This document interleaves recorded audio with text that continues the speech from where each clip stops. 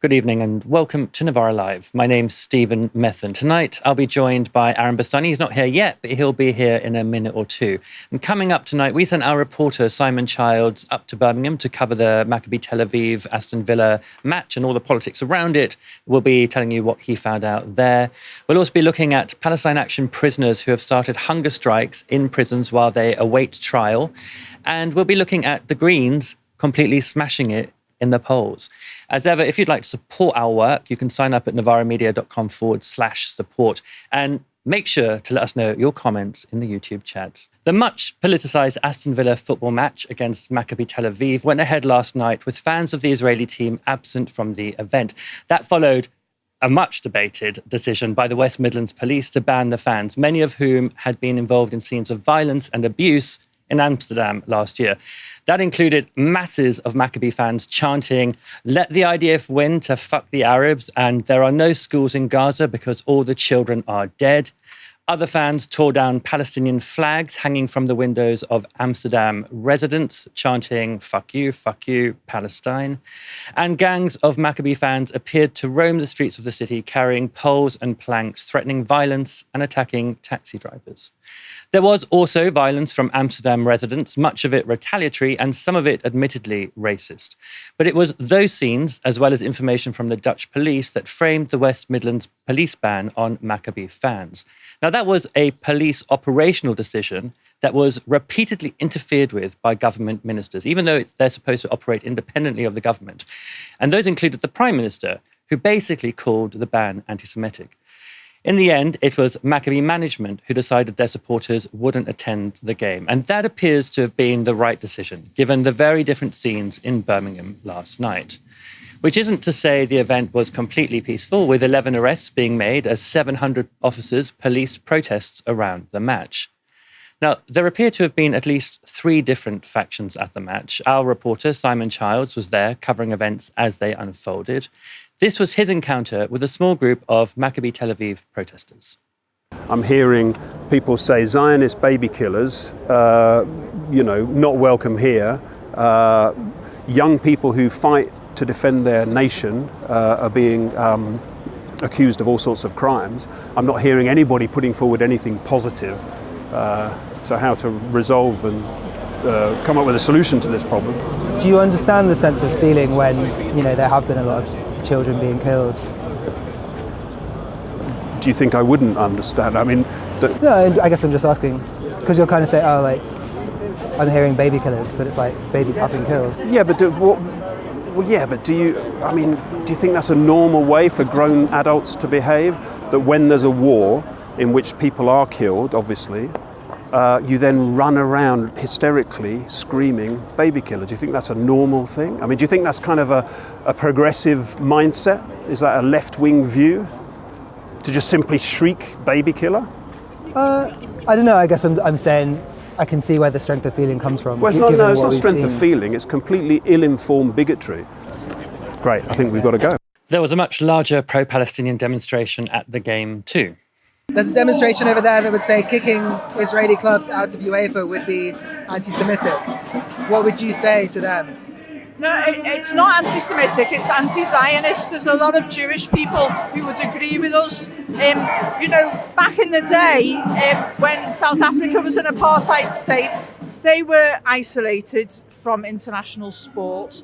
And, people used to say, let them in, whatever. But actually, it makes a big difference. It makes a big difference to the people of Israel. We'll see that the world does not think what they're doing is okay. It's not anti-Jewish. The Jewish people have got a long history in the anti-Zionist movement, in anti-apartheid movements. Joe Slovo, people like that. I just think it's ridiculous. I think they're trying to conflate too many problems into one thing. The issue here isn't that we want Jews not coming to Villa. I want everyone to come to Villa. I want the whole community to be out here. But it's Israel the problem, and it's the Israeli government in particular. Present at the match, though, were the Villa fans, some of whom had their own political message. I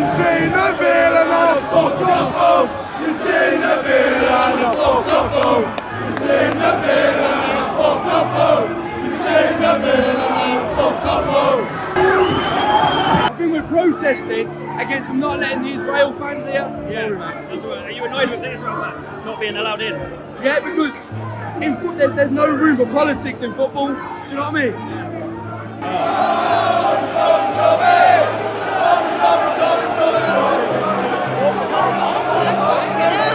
Up the Villa!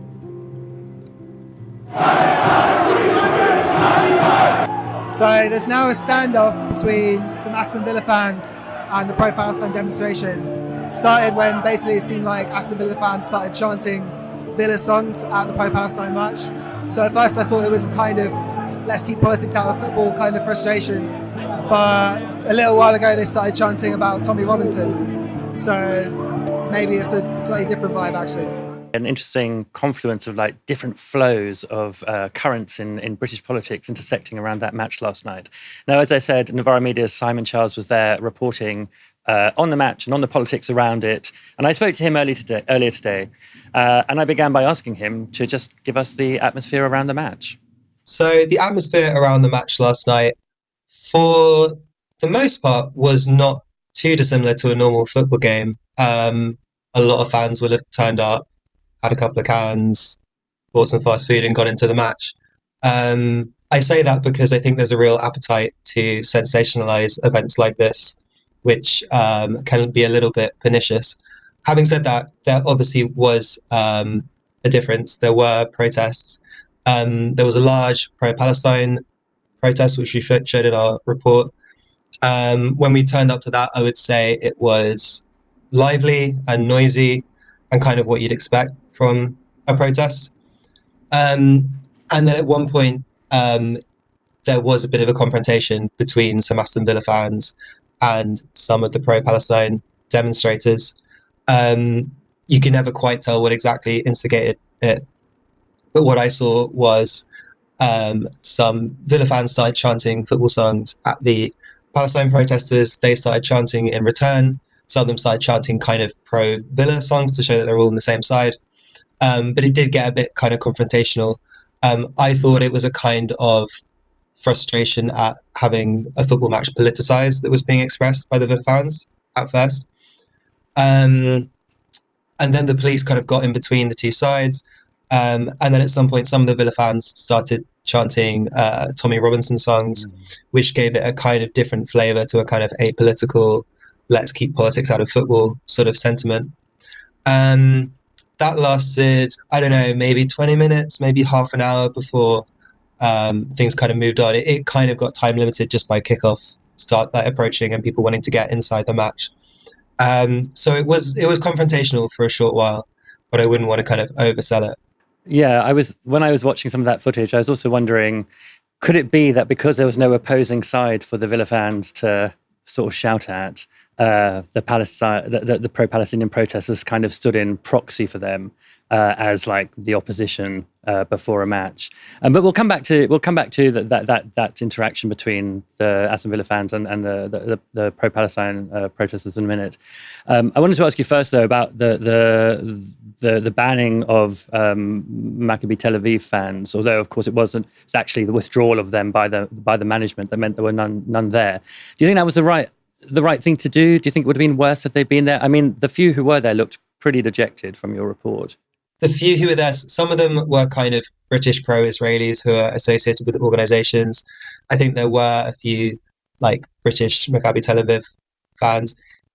It's interesting to think about what might have happened had the ban been overturned and had an away contingent attended. Whether or not I think it was the right thing to do, I think what's clearly emerged over the last few weeks is that it was a policing decision based on police intelligence from the Dutch police, based on what happened in Amsterdam when Maccabi Tel Aviv went there last year. And the Dutch police said that there is a danger that Maccabi Tel Aviv will be the cause of disorder. What happened was Keir Starmer claimed that it was a very disappointing decision that would lead to anti-Semitism on our streets, and basically blew this thing up into a much bigger deal than it needed to be. Football fans do get banned from travelling away from time to time. Eintracht Frankfurt is not allowed to go to Napoli currently. Red Star Belgrade was disallowed from visiting Spurs a few years ago. It happens. But Keir Starmer decided to make it part of a bigger story about anti-Semitism. And I guess, we might speculate what might have happened had Maccabi Tel Aviv been allowed to travel and whether there would have been disorder. It's also interesting to speculate what would have happened if we had a prime minister who just said, oh yeah, like when asked, oh, you know what, like, I guess I trust the West Midlands Police's judgment on this, and I'm going to let them handle things how they see fit. It might have been a bit less controversial. I think there would have been some controversy because I think strength of feeling around what's happening in Gaza is such that there probably would have been a protest for Palestine either way, and that would have been a lightning rod for controversy, but it might have been a bit less of a big deal had Keir Starmer not intervened in the way that he did. And given that there weren't any Maccabi fans there last night, why were the pro-Palestinian protesters there? I think the pro-Palestinian demo was saying that Israeli clubs should be banned from UEFA and Israel should be banned from FIFA. And also just, I think some people just want any opportunity to show solidarity with Palestine because understandably the strength of feeling is very strong. On the point about banning Israeli clubs, I think it's an interesting point because 6 Israeli clubs play on occupied Palestinian territory. And that is against FIFA rules, and UEFA is bound by FIFA rules. So there is a question of why have Israeli clubs not been banned?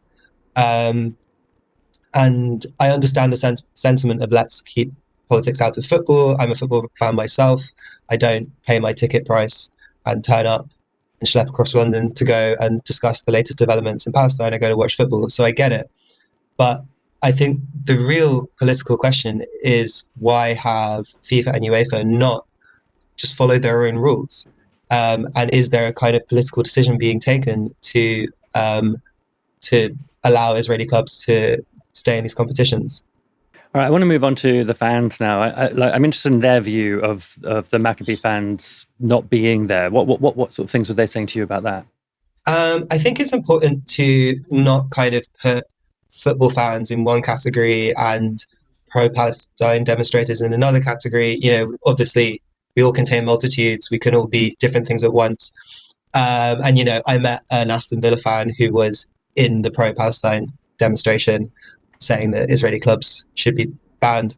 So you can't necessarily categorize people super strictly. But in terms of the football fans who kind of got into a bit of a confrontation with the pro-Palestine demonstrators, it was difficult to talk to them because it was kind of a slightly fraught situation. But what one guy told us, he just said, keep politics out of football, which is a really common sentiment. And as I say, one that I do get. I'm glad you brought up that idea of we all contain multitudes, because there was like a piece of your report that I found really affecting that came right at the end, which was you interviewing a pro-Palestinian supporter who I think was also a football fan about the interactions with the Aston Villa fans. So I think we're going to play that for you now and then get your comment on it. There was just a bit of kind of argy-bargy between the Palestine demo and Villa fans. What did you make of that? The Villa fans just have a little bit of fun, yeah? They do it with all the other, teams they play. They're just having a bit of a crack with us, and we're having a bit of a laugh with them. Yeah, even the Tommy Robinson chants. They're trying to wind us up, and the key is not to get wound up by it, do you know what I mean? I don't think they even know or like Tommy Robinson. Tommy Robinson now become an Israeli shrill. And funny enough, a lot of the racists now are saying, hang on, we're Britain first. Why are you supporting Israel? We have got more in common with a lot of the racist flag lovers than we have, the bosses and the Keir Starmers and the Tories and the reforms of this world. Now, you've done work on the far right before, Simon. What did you make of that exchange? We've got more in common with the flag lovers than we do with, reform, Tories, etc. Yeah, I think it's a really interesting and sort of worthwhile perspective. I think he was obviously trying to downplay some of the antagonism that had happened. And, I think that's actually quite a fair perspective and like a useful intervention to make, because one thing that you won't have seen in the report is just the pure amount of YouTubers and far-right media organizations who were there. Obviously, we're on YouTube, but there's a kind of YouTuber who just turns up to these things and just points a camera at the most controversial moment with no context whatsoever, and then sensationalizes it for the algorithm. And then also, there were far-right media organizations there. As I was walking away from the ground, I happened to walk past Ezra Levant from Rebel News, which is a Canadian far-right media outlet. And I overheard him saying, and I don't know exactly the context he was saying this in, but I overheard him saying something about civilizational battles.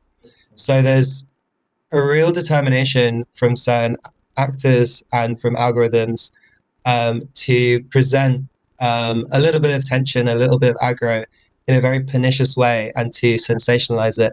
And I think in the case of Birmingham in particular, it's a city that is being cast as this, because it's diverse, it's being cast as a city that is being lost to migrants and Muslims, and is kind of emblematic of the downfall of England.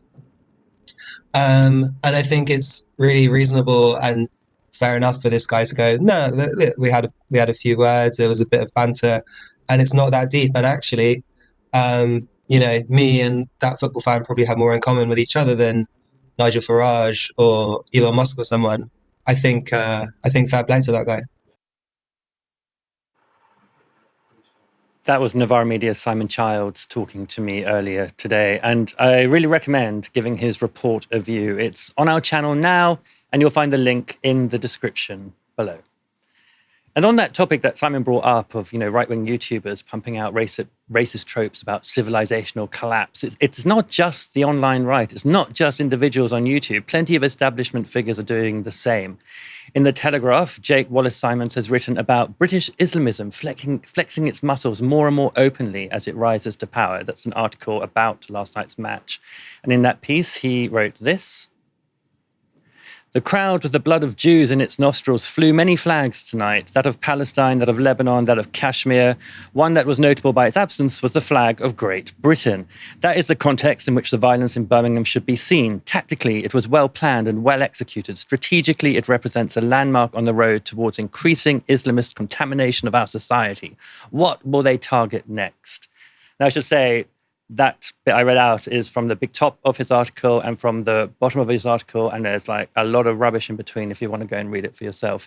But Aaron, I wanted to bring you in here. 11 arrests were made last night with 700 police on the streets, and yet we get this kind of hysteria that, would have got you pretty heavily medicated 20 or 30 years ago on the pages of The Telegraph. Do you think people, whether they're watching this stuff on YouTube from the kind of agitators who go out there and stimulate rows, or reading bigwigs like him in the broadsheets, do you think they're buying it? No, I don't think so. And there's a lot I want to respond to. Firstly, at the top of that excellent report, you had a lady saying that this is not anti-Semitic, it's anti-Zionist. I don't even think you need to go that far. As Simon was saying, when you look at FIFA and UEFA's own rules, clearly Israel is falling short and they shouldn't be allowed in the organisation. Nobody thinks it's Russophobic. The fact that we don't have Russian teams playing in elite competitions in various sports. That's the first point. Secondly, in regards to those fans singing Tommy, Tommy, I think I agree. That's just getting a rise out of people. And that's get the badge in Stone Island football culture. That's what it is. It's getting a rise out of people. It's having a bit of banter, even at your own expense often, right? Man City fans will often say, where were you when we were shit? You're not that great. Man City don't say that, but you're not that great. We lose every week. We're shit and we're beating you. So there's lots of self-deprecation and banter and joking, and I wouldn't take anything like that particularly seriously. The point about keeping politics out of sport, I mean, my goodness, you hear that all the time with football, and you used to hear it a lot with elite football clubs in this country, Arsenal, Chelsea, Manchester United, Man City, Liverpool, until, of course, they were talking about a European Super League, at which point football became incredibly political, and you had Chelsea fans blockading their own team bus, leaving Stamford Bridge, because they thought it was right to politicize something. We've had a massive politicization with regards to football and geopolitics in recent history. That, of course, is the Russian war in Ukraine, the illegal Russian war in Ukraine. And I think people look at that and then they see hypocrisy and double standards with regards to Israel-Palestine. So you need to have one or the other. I understand people wanting to keep politics out of football, but frankly, people have decided not to do that on many other occasions. So, we are where we are. And then finally, I would say that this idea of trying to make everything into a civilizational collapse, also feeds into a more recent story with regards to Zohran Mamdani in the United States. I think if you keep your cool and you're thoughtful and, you smile and you make your arguments, it looks insane very quickly. So I think that's the way to deal with this stuff. You're talking about civilizational collapse. No, we're talking about the fact that, well, look, Spartak Moscow can't play Aston Villa in the Europa League. How come an Israeli club can? Quite sensible, actually. Or we ban, one club isn't allowed to play at Napoli, or one club isn't allowed to play at PSG. How come an Israeli club's allowed to go to Aston Villa? These are quite sensible arguments calling for consistency in professional sport. That's all it is. It's really not that big a deal. And so I think trying to dial down the Zionist derangement syndrome is the best weapon in the arsenal of thoughtful people who want to help Palestine. I think meeting them at their level is very unwise. I think sometimes we do it. I don't think it helps our argument. And I think, it's very good that these people made the points they did, that they were present at that match last night. And I'm sure football fans, like most people, don't like to see kids being killed. And I thought that guy actually at the top of that report, Stephen, you're not the victim here, pal, right? How dare you call me a baby killer? Well, look, more than 16,000 kids were killed. We know that tens of thousands, possibly 100,000 people were killed in Gaza. That's the real story. So people are being called baby killers because they're baby killers. You can get upset about that. You can get triggered about it. That's fine. You're welcome to do that. But the people calling the baby killers aren't the bad guys in this story. So lots to unpack, but that would be my key takeaway, Stephen, is that the Zionist derangement syndrome shouldn't be met at that level of heat. You want to dial it down, be logical, be rational, and simply when it comes to politics and sport, ask for consistency. On to the politics that surrounded this match, so not the politics within it. The Maccabi Tel Aviv match with Aston Villa in Birmingham last night had been the subject of what I would call political misinformation and manipulation for weeks. Labour MP after Labour MP lined up to accuse Birmingham communities as well as West Midlands police of essentially endorsing anti-Semitism for backing a ban on Maccabi Tel Aviv fans from attending. But it wasn't only that. Those same politicians also did their best to frame Birmingham locals rather than Israeli visitors as posing the real danger of violence. This was Culture Secretary Lisa Nandy speaking in Parliament back in October. What is completely different about this case is not just that it's the first time since the early 2000s in this country that a decision has been taken to ban entirely away fans from attending a game. It's that the risk assessment is based in no small part on the risk posed to those fans that are attending who support Maccabi Tel Aviv because they are Israeli and because they are Jewish. Now, we should be appalled by that and never allow it to stand. Mr. Keir Starmer also chose to smear the police and Birmingham communities, saying this about the ban. This is the wrong decision. We will not tolerate anti-Semitism on our streets. The role of the police is to ensure all football fans can enjoy the game without fear of violence or intimidation. All of that from Nandy and from Starmer turned out to be, well, rubbish and possibly even a lie. A day after that parliamentary intervention from Nandy, The Guardian reported this from a source with knowledge of the intelligence behind the police ban. They say, a source with knowledge of the assessment said the biggest risk was always the extreme Maccabi fans who want to fight. The source accepted those making the assessments and decisions didn't consider how the ban on Israeli fans could be seen when made public, with some claiming it was a surrender to anti-Semitism. The source said, if you don't know the detail and you have not read the intelligence, you could conclude it was because the travelling fans were Jewish. That is just not the case. Earlier this week, Middle East Eye had a further report on that intelligence, writing this. The original police assessment, seen by Middle East Eye, records that Dutch police informed their British counterparts that over 200 Maccabi Tel Aviv fans in Amsterdam last year were linked to the Israeli Defense Forces, Israel's army. Dutch police reported that significant numbers of Maccabi fans were actively involved in demonstrations and confrontations. They said 500 to 600 fans were experienced fighters who are highly organised and coordinated. They were intent on serious violence and were not afraid of fighting with police. Yesterday, ahead of the match, West Midlands Police Superintendent Tom Joyce spoke to Sky News. I'm aware there's a lot of commentary around the threat to the fans being the reason for the decision. To be clear, that was not the primary driver. That was a consideration. We have intelligence and information that says that there is a section of Maccabi fans, not all Maccabi fans, but a section of them who engage in quite significant levels of hooliganism. What is probably quite unique in these circumstances is whereas often hooligans will clash with other hooligans and it will be contained within the football fan base. We've had examples where a section of Maccabi fans were targeting people not involved in football matches, and certainly we had an incident in Amsterdam last year which has informed some of our decision making. So it is exclusively a decision we made on the basis of the behaviour of a subsection of Maccabi fans, but all the reaction that could occur obviously form part of that as well. Aaron, this whole, I think, pretty shocking saga during which government ministers, including the Prime Minister, not only tried to intervene in a police force's operational decisions, and those are supposed to be independent of government, but then tried to frame the police, the local community as anti-Semitic, appears to have involved a swamp of misinformation, what I would call lies from our leaders. I mean, they must have seen the intelligence that the police were basing this on. Should there be any consequences? Well, there will be consequences. They're going to get the boot, aren't they? If you look at various leading lights within the Labour Party, Wes Streeting is one, Jess Phillips another. They're very vulnerable to parliamentary candidates in the next general election who are very much standing on a pro-Palestine solidarity with Palestine agenda. That's less the case with someone like Lisa Nandy. I think she'll lose her seat to Reform. So perhaps that's why her patter's a little bit different. But they've made their bed and they're going to sleep in it electorally, which makes all of this even more inexplicable. Keir Starmer is a football fan. I mean, I don't think it's one of the things he lies about. I don't think it's one of the many things that he lies about. And he'll be aware of football hooliganism and fan culture of the 1980s and just how bad it got.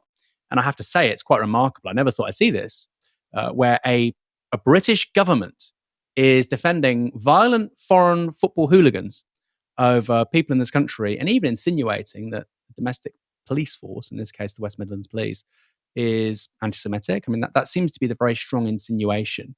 The funniest one for me, of course, was Nigel Farage saying that the Israeli fans have to be able to come. Those weren't his exact words, but he was making public statements to that effect. I thought Nigel Farage's MO was keeping the violent foreign thugs out. Shows what I know. But this really was a glimpse of actually how absurd this whole discourse can get. If you have any criticism whatsoever of anybody Israeli, that necessarily makes you anti-Semitic. We just want coherence and an absence of hypocrisy. That applies with regards to treating Israeli clubs the same way as Russian clubs. And it means that actually we would like our politicians in this country to side with the police when it comes to matters of public order rather than violent foreign thugs. Yeah, it's one of the things the grown-ups always like to say is that the first job of government is to protect its citizens. Except it seems when it comes to Israel. When it comes to Israel, you have to stand up for Israeli citizens at the expense, potentially, of our own citizens, at the expense of potential violence against our own citizens who live in Birmingham. 4 British prisoners are on hunger strike over the conditions in which they're being held by the state, as well as what they see as the politicisation of their arrests. 20-year-old Kessa Zura was remanded in custody in November last year and is housed at Bronzefield Prison in Surrey. She's accused, along with 23 others, of being involved in the Palestine Action raid on Elbit Systems Research and Development Hub at Filton, Bristol. 30-year-old Amu Gibb, also held in Bronzefield Prison, was remanded in custody in July. Gibb is accused, along with 4 others, of allegedly breaking into RAF Bryce Norton and decommissioning 3 military aircrafts. Zura and Gibb began their hunger strikes on Sunday. On Monday, they were joined by a third. Heba Moraisi was arrested in a dawn raid by counter-terrorism police in November last year as part of the third wave of arrests around a Palestine Action raid on Elbit Systems Research and Development Hub at Filton that summer. And yesterday, a 4th prisoner joined the strike. 24-year-old John Sink is also imprisoned in Bronzefield, where he's been held without conviction since July. That's after he was arrested and interrogated over the Bryce Norton raid in June. Now, all of those prisoners have been locked up on remand. That means that Moraisi and Zura have now spent a year in prison without being found guilty of any crime. But they're also protesting the change they've experienced in their conditions since the government prescribed Palestine Action in July. Prisoners on remand are supposed to enjoy quite different conditions to those who've been convicted. After all, they haven't been found guilty of anything. So, for example, they should be allowed to wear their own clothing, have many more visitors than convicted prisoners, and they should be allowed to work. But Palestine Action prisoners have reported facing a crackdown by prison staff, including facing restrictions on wearing the keffiyeh, having personal items confiscated, access to visits blocked, and being moved out of certain prison jobs.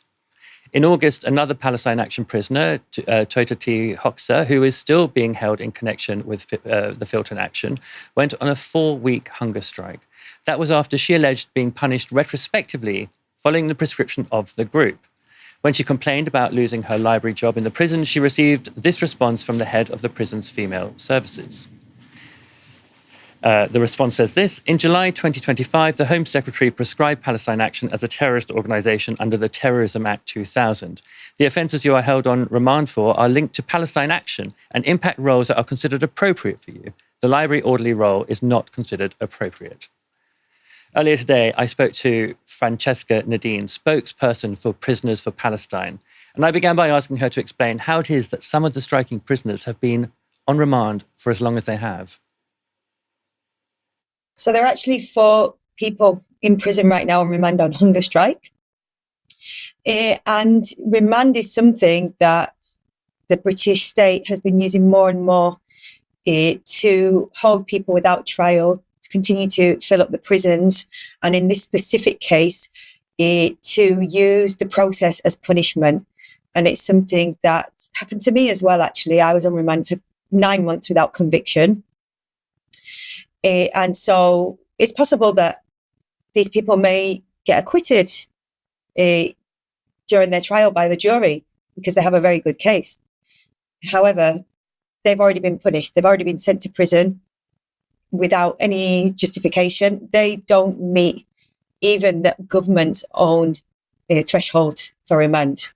Now, it's been reported that prisoners held on remand who are alleged to have been part of Palestine Action actions, their conditions worsened after the prescription of Palestine Action. Can you tell me what their conditions were like before the prescription, first of all? Well, I think, first of all, it's important to say that anyone who's had any experience of the prison system knows that the conditions are just horrible, of course. What's got worse in particular in the case of the prisoners who have been accused of these actions is that now the prison administration have the perfect excuse to label them, stigmatise them even further as so-called terrorists. So the use of prevent has always been quite prevalent, but now what we've seen is the isolation of the prison staff telling other prisoners that they shouldn't talk to them because they're terrorists and this kind of thing. We're very happy to see that this has been quite ineffective because the other people in prison are perfectly aware of the fact that this is just absolute nonsense. And since prescription, how else have things worsened? I mean, I've heard reports of pretty petty acts like removing personal objects or articles of clothing that prisoners have made themselves, which involve Palestinian flag colours. Mm-hmm. So, yeah, any kind of political act or political statement in prison will be immediately repressed and subject to punishment. So, yeah, we can see a lot of Islamophobia in these kind of actions as well with, for example, people having hijabs forcibly removed on visits, people visiting the prison as well as the prisoners. We've seen recently a prisoner being restrained and forcibly strip searched after making the Muslim call to prayer. And we can just see this building up constantly in the guise of calling them terrorists. So I have to say that the first people that got arrested, and this has been building up for quite some time now as more and more people got arrested and remanded, this was the first step in a coordinated witch hunt, as far as we can see, by the British state to have a justification to later on prescribe Palestine Action completely. So anyone who dissents against British arms sales to Israel, in particular Elbit Systems and with other companies as well, it will be severely punished, sent to prison without a trial. And so the British state can continue to export arms with impunity. I mean, we should say that although they haven't been convicted, the people who are in prison at the moment have been charged with various offences pertaining to property damage. So not just sort of other kinds of protests, but rather damage. I wanted to ask you about going on a hunger strike. So I don't know if people in the audience will understand what a big commitment that is and what a toll it takes on a person's body and psychology as well. Can you tell us something about what happens when someone goes on hunger strike? Absolutely. So I think we can all agree that nobody wants to go on hunger strike. It's a huge sacrifice. It's a risk to the person's health. But the people who are doing this now feel like they have no other choice. This is almost the only way that they can take back autonomy over their life, over their body, when everything else has been taken away from them. And why they're doing this, what they tell us over and over again, it's not really about them. It's about why they took action or allegedly took action in the first place. It's about this company, Elbit Systems. It's about the arms exports that are being used to continue the genocide in Palestine. And that's all they want to talk about, really. That the other demands that we have, of course, are important, but to them, that's almost incidental. Now, you mentioned those demands. What are they? So we have 5 demands that we have sent to the Home Office. As expected, we got no response from that. So the first demand is to shut Elbit down. As I said, this is the most important one to the people that are on hunger strike. So there are still various factories in this country that are operating, making these drones, missiles, etc., to export, with the blessing of the British government. So they've obviously had secret meetings about this that we know about from Freedom of Information requests. And now the government is about to give Elbit Systems a £2 billion contract for the next few years to train 60,000 British soldiers a year. And so they will become, as they say, operational partners with the British Army. So this is something that came out in the news one day. And after that, nobody else really spoke about it. So we want everybody to be speaking about this again. And that is one of the main purposes of the hunger strike. And then, yes, we can talk about the prison conditions. So the second demand is to stop censorship, which has been constant throughout these people's time in prison. Hundreds of letters have been blocked or gone missing. It includes drawings from one of the prisoners' students, children, political statements, phone calls, visits. All these things have been blocked on a regular basis. And this just emphasizes the political nature of their imprisonment.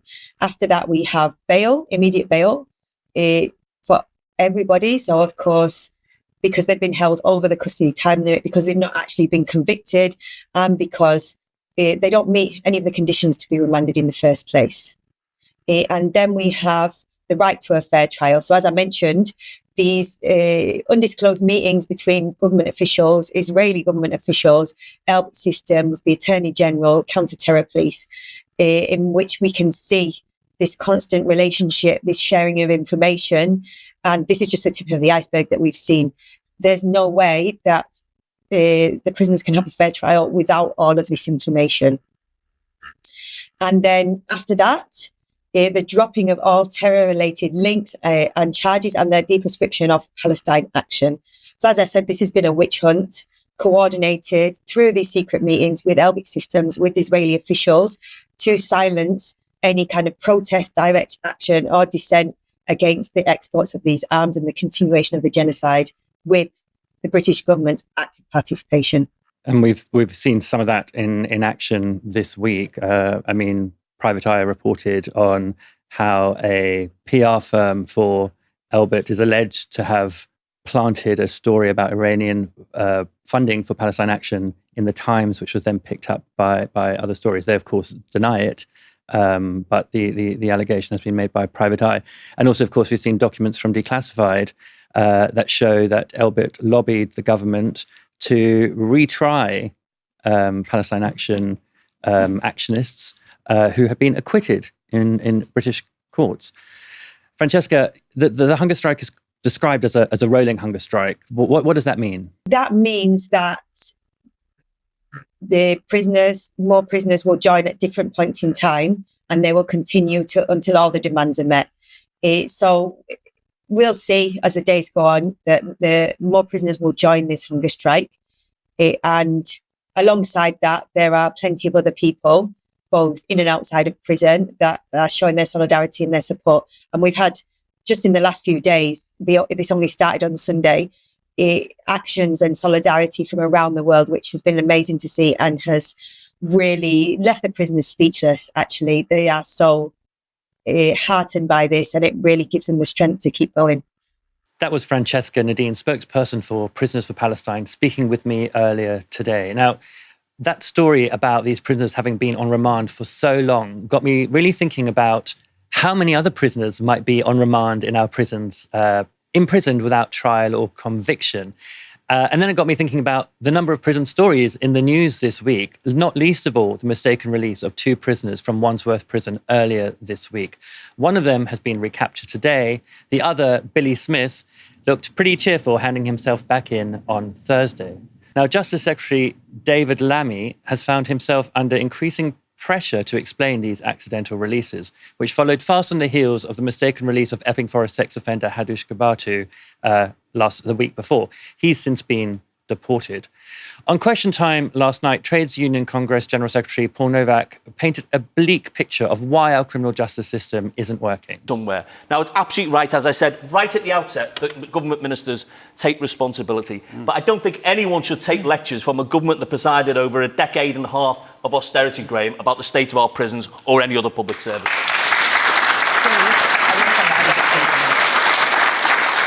And just why has it gone up? Because it has spiked under the new government. There's a range of reasons. Partly it's the pressures that those staff are under. Also, remember, under Graham's government, the government increased the pension age for prison officers to 68.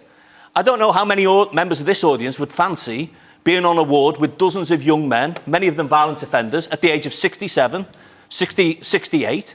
It's a difficult and at times dangerous job. Staff are assaulted every single day. That partly explains why sickness levels are high. No, that's all true. And as he said there, our prisons are at 99% capacity, though they're super overcrowded. But that's clearly not helped by the fact that there are a ridiculous number of people in prisons on remand in this country, people who have not yet faced trial or been convicted. This is from a magazine called The Justice Gap. The number of people on remand in June 2025 was over 17,000. Those in prison awaiting trial now account for 13% of the total prison population, which is a 5% increase on last year. And if you add those awaiting sentencing to those on remand, that number becomes even more outrageous. In November 2023, Charity Justice reported this: 1 in 5 people in prison are being held awaiting trial or sentencing, up from 1 in 9 in 2019. This jump, largely caused by increasing numbers in custody awaiting trial, has been a key driver of prison overcrowding. But until now, a serious lack of public data has obscured its causes. Aaron, you can talk about underfunding of the criminal justice system. We can talk about the erosion of the state. But for me, this statistic that I just learned today, that there are 17,000 people in prisons in Britain awaiting trial, no conviction, never been in front of a jury, and yet they're in prison for, actually in some cases, extraordinary lengths of time. I read a report, I think again from 2023, that a huge number of people had just been lost in the system who are on remand. I mean, what do you make of the idea that the state can pick you up for a crime, charge you with it, and put you in prison and leave you sitting there for a year, more, 2 years, deprive you of all your freedom without anyone ever having convicted you of anything? Yeah, well, that goes hand in hand with the underfunding of the Crown Prosecution Service, the CPS, and we don't really have a functioning court system in this country. We don't have a functioning prison estate. We have underfunded the police. We've certainly reduced their real funding compared to 15 years ago.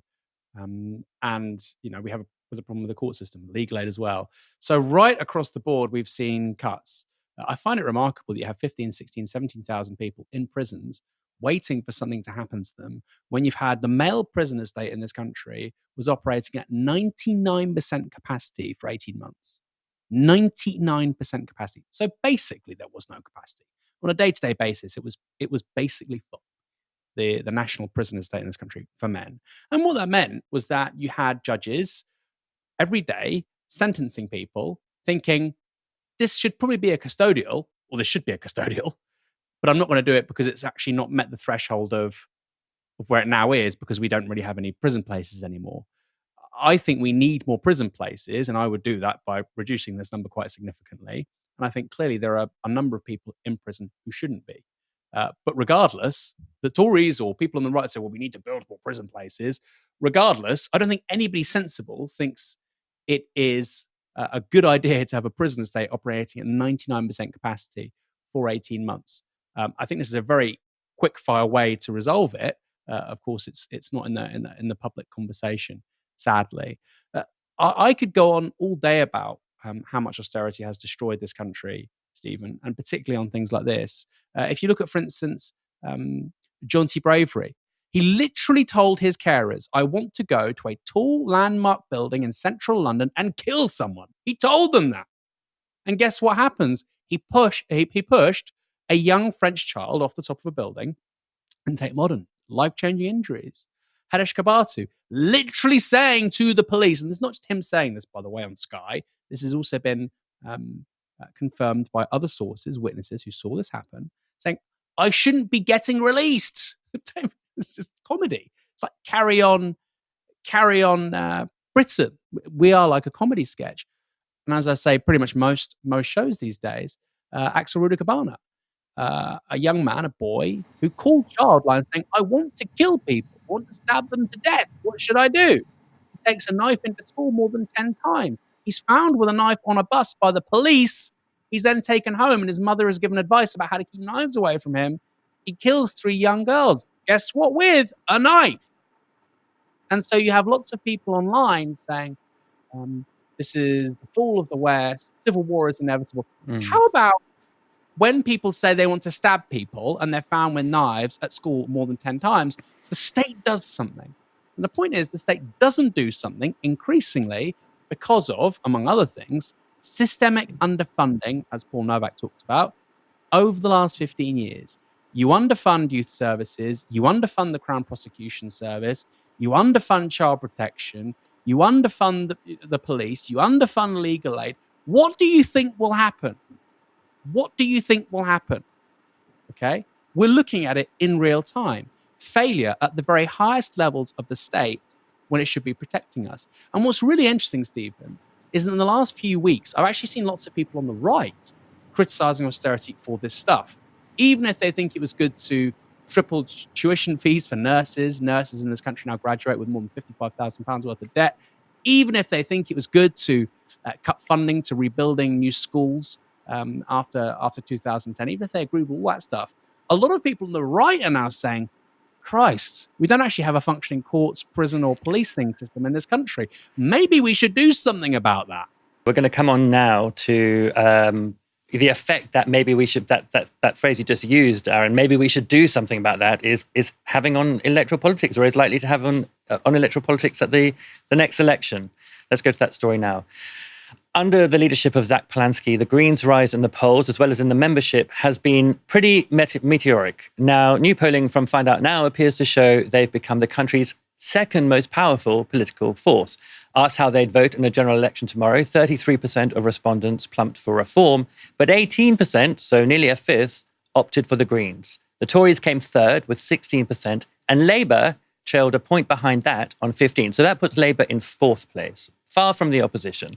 That is a pretty huge result, with the Greens pipped to be, if they're an election tomorrow anyway, the UK's official opposition. Reform, of course, is still far in the lead. But a look at how quickly things have changed is pretty interesting too. The Greens were on around 10% when Polanski was elected leader back in September. Since then, their popularity has almost doubled. Labour is, of course, in complete freefall, while Reform has remained pretty stable over the same period. Now, when we look at breakdowns by age, it probably isn't surprising that the Greens are polling incredibly strongly amongst the young.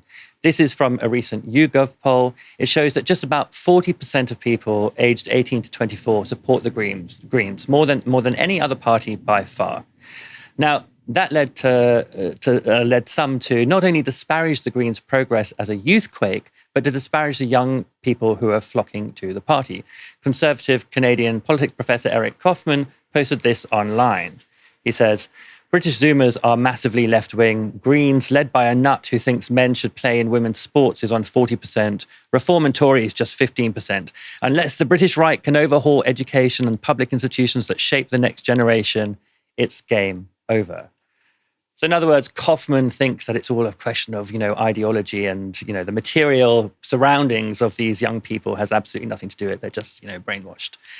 Except what Kaufman leaves out there is the Greens' economic pledges, something that others on the right are beginning to appear to recognise. This was from author Mike Jones. He says, I don't want to sound like a Marxist, but the institutional woke brainwashing isn't the whole story. Young people are drawn to radical left-wing parties because they blame capitalism for the housing shortage, the dire labour market, and the punitive tax system. In truth, what they despise isn't capitalism at all, but a NIMBY gerontocracy that's captured it. Elite overproduction is another factor. I mean, there's a lot in what Jones says that I think is right, but what both Kaufman and Jones get wrong, though, is the assumption that it's just the young moving to the Greens.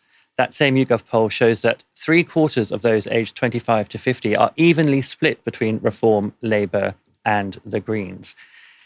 Aaron, by anyone's standards, this is quite a set of results for the Green Party. What do you make of it? It's a trend where we've seen a number of pollsters say, frankly, wacky things. YouGov having the Greens as the number one party amongst under 50s. Not number two, not doing quite well amongst students, not doing quite well in Greater London. The number one party in this country amongst the under 50s. That's wild. Then in this Find Out Now data, 51% will be voting according to their sample and their data analysis. 51% of British voters will be voting for either Reform or the Green Party. Over half. That is utterly extraordinary in a first-past-the-post system, which is meant to favour two parties, Labour and the Conservatives. That is simply not meant to happen. And this presents a real challenge for the Greens, Stephen, because if they do very well at next May's local elections, and I think they will, they might even get control of an authority in London, rather than win a couple of councillors. I think they'll win maybe a couple of authorities. Long way to go, of course. But if they win those authorities and then they don't do very well, there's still a very long way to go before the next general election. And I think that's the real challenge for the Greens now, Stephen, is to contest local elections, national elections, mayoral races. Have they got the bodies? Have they got the people that can go on the media, get on the airwave, wave war, the air war rather, with Reform more than anybody else, frankly. The Lib Dems too, they'll be fighting very dirty to win that Labour vote as it collapses. Have they got the people in the media, on the ground, to stand for elections? That's the real problem. It's been a problem for Reform as well, by the way. Reform might win 400 seats at the next general election. How many of those do you think will be serious people? There's a reason why they're accepting so many people from the Tory party, even though the whole shtick is we aren't the Tories. They haven't really got that much of an alternative. They have to take some of those guys who have some experience of public administration. Otherwise, they will flop very badly. Andrea Jenkins, their mayor in Lincolnshire, they could have had a complete neophyte, a newbie, somebody who's completely unacquainted with politics, as they've got in the East Midlands in Hull. But you can't have all your candidates like that. You're going to need some people with experience and savvy.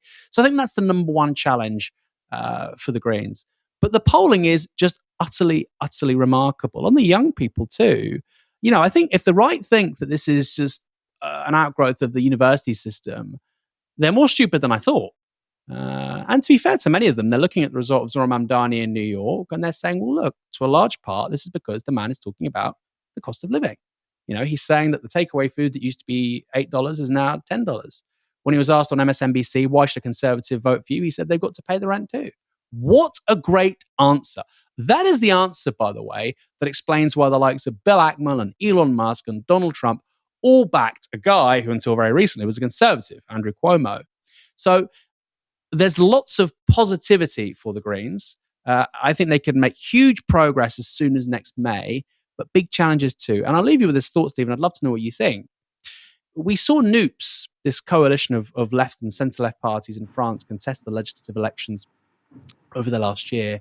In the first round of voting, that the French radical right did extraordinarily well, but actually, when it got down to it, the left working together with tactical voting in coalition came first. I wonder if you had some kind of Noops arrangement between your party, the Greens, and maybe Plaid Cymru, you could maybe get 120 seats. Now, I know that sounds insane. I know it sounds insane, but there'll be so many seats where that would actually oust the Liberal Democrats, where they'd oust the Tories and oust the Labour Party. It's not just the Labour Party, which are in freefall. It's also the Tories too. Remember that. In the last general election, they got 24% of the vote. I suspect they're going to fall even further. So it's happy hunting for both Reform and the Greens. And I think if the Greens get that arrangement, like I say, with your party implied, they can get a heck of a lot of seats. And people might be saying, well, your party's a shambles or whatever. And right now, it's not really beating the charges, is it? But if you look at where your party's looking to do very well, it's got two bases. Your party, the West Midlands and Greater London. Now, I know the Greens are going to want some seats in Greater London too. If you have really good voter efficiency in the West Midlands, Greater London, Wales, and other parts of the country where the Greens are competitive, that's a lot of seats. And even if Reform get a small majority, a coalition to the left of the Labour Party with 100 plus seats, all pie in the sky right now, but very plausible, would make a huge difference. But again, the onus there is on the Greens. Do they have the people, the ideas, the experience to lead that kind of political alliance? And that's a question that's going to be answered in the next couple of years. Well, I mean, I guess one thing to say is there have been Green councillors for a lot longer than there have been Reform councillors. And of course, Reform has, got control of some councils and, some of them are pretty embarrassing, like Kent. But on the question of like roving coalitions or loose coalitions, I mean, I think that's bound to be the way they're going to go. And, you're right, your party isn't quite beating the charges yet, but they did come out with a 50,000 membership earlier this week, which is not bad for a party that, almost sort of, aborted itself in the very first days. And yeah, 120 seats does sound a long way off at the moment, but, a Reform majority, a Reform government 3 or 4 years back sounded like pie in the sky too. And look where we are now. Thank you, Aaron, very much for joining me tonight. And just to be clear, I'm still optimistic about your party. I think your party can do very well. I'm not writing them off. There's a huge space in politics for those guys. Anyway, Stephen, you did very well. Very challenging circumstances with the new rig. I can't wait for this to be, Flight of the Navigator, except the ship doesn't quite work. Maybe people know that 80s film. I think this has been a great show. I've really enjoyed it. Hope you have a great weekend. I've enjoyed it too, Aaron. Yeah, and I'm very optimistic about your party too. I mean, not only do I think they're important, I think they're genuinely necessary as a force. If only they could get it together. Thank you, everyone, for tuning in. We'll be back on Monday at 6 p.m. For now, you've been watching Novara Media. Good night.